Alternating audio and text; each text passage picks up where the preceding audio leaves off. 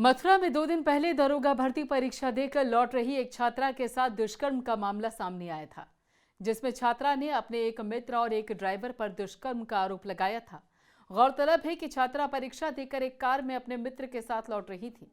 उसी वक्त उसके मित्र ने चलती कार में दुष्कर्म की घटना को अंजाम दिया। अब यह मामला तूल पकड़ता जा रहा है। राजनीतिक बयानबाजियां तेज हो गई हैं, जिसके बाद प्रदेश की राजनीतिक गर्माहट भी काफी बढ़ गई है, जिससे मथुरा जनपद की राजनीति इस सर्द मौसम में गर्म हो गई। शनिवार को राष्ट्रीय राजमार्ग स्थित एक मेडिकल कॉलेज में दुष्कर्म पीड़िता से विभिन्न राजनीतिक दलों के प्रतिनिधियों ने मुलाकात की। मुलाकात के बाद नेताओं ने युवती का ढांढस बढ़ाया और हर संभव मदद किए जाने का आश्वासन भी दिया। इसी क्रम में आम आदमी पार्टी महिला विंग की प्रदेश सचिव रूपा लवानिया ने भी अपने साथियों के साथ दुष्कर्म पीड़िता से मुलाकात की। उसके भाई से बातचीत कर पार्टी की तरफ से हर संभव मदद किए जाने की बात कही। देखिए, बड़ी दुखदाई घटना है ये। हम चाहते हैं कि इस तरह की घटनाएं हमारे देश में नहीं होनी चाहिए। उसके बावजूद भी इस तरह की घटनाएं घट रही हैं, तो बड़ी शर्मसार बात है हम लोगों के लिए कि हम उस पर कुछ अच्छी कार्रवाई नहीं कर पा रहे हैं।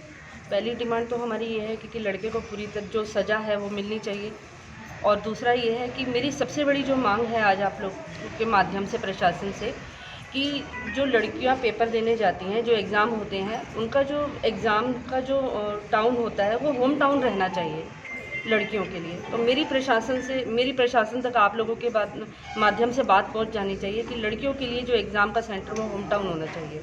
टीचर से ट्रांसफर और टीचर ट्रांसफ़र होने चाहिए एग्ज़ाम देने के लिए।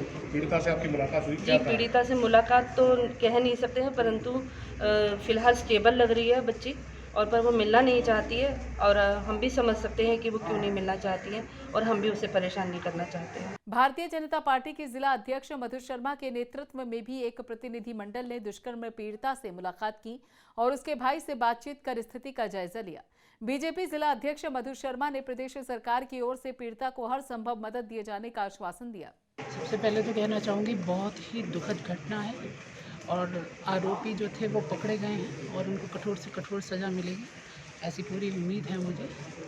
और पीड़िता से मुलाकात हुई है, वो बिल्कुल ठीक है, और वो अपना जो SI का एग्ज़ाम दे के आई थी, उसके लिए भी वो उसका कहना ये है उसका एग्ज़ाम भी अच्छा हुआ था, उसे पास होने की उम्मीद है। और प्रशासन पूरी तरह सजग है, मुस्तैदी से काम हो रहा है।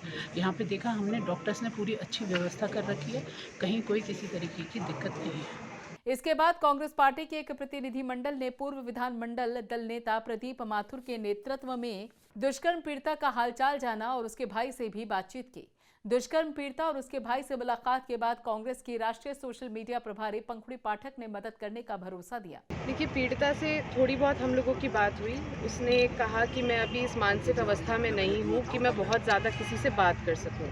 ये समझ में आ रहा है कि बहुत अभी जिस अवस्था में वो हैं वो परेशान हैं। उन्होंने कहा मैं आगे चल के हो सकता है बात कर सकती हूँ, आज मैं इस अवस्था में नहीं हूँ।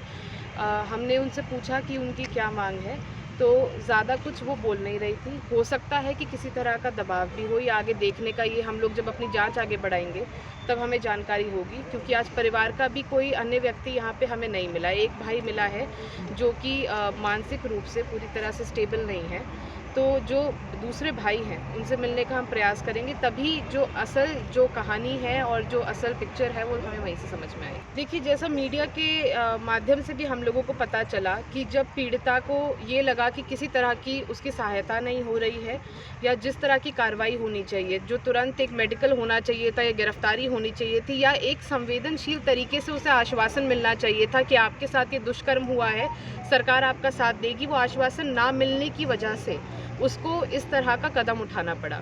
जो पीड़िता है पढ़ी लिखी है, वो सरकारी नौकरी की तैयारी कर रही थी। ऐसी बच्ची के साथ इस तरह की गंभीर इस तरह की दुर्घटना होना, ये अपने में दिखाता है कि आज प्रदेश में क्या स्थिति है।